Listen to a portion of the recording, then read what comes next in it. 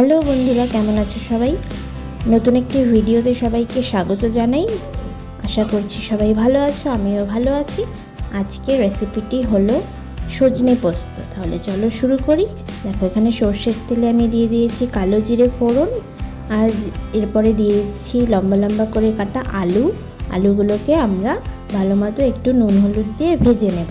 তাহলে চলো ভেজে নিই, তোমরা দেখতে থাকো আর পাশে থেকো।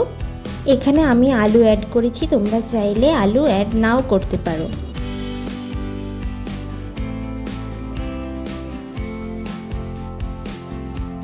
দেখো, এবার দিয়ে দিলাম কেটে রাখা সজনেগুলো ভালো মতো ওপরে ছাল ছাড়িয়ে ধুয়ে নিয়ে আমি রেডি করে রেখেছিলাম। সেই সজনে ডাঁটাটাই আমি দিয়ে দিলাম। এবার এটাকেও আমরা কিছুক্ষণ ভেজে নেব।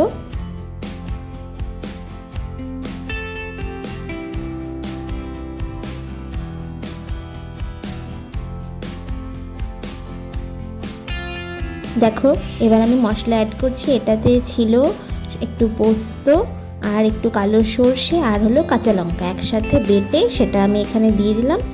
দেখো, একটু জল দিয়ে ভালো মতো কষিয়ে নেব। আরও খানিকটা আমি এখানে জল অ্যাড করে দিচ্ছি কিছুটা গ্রেভির জন্য।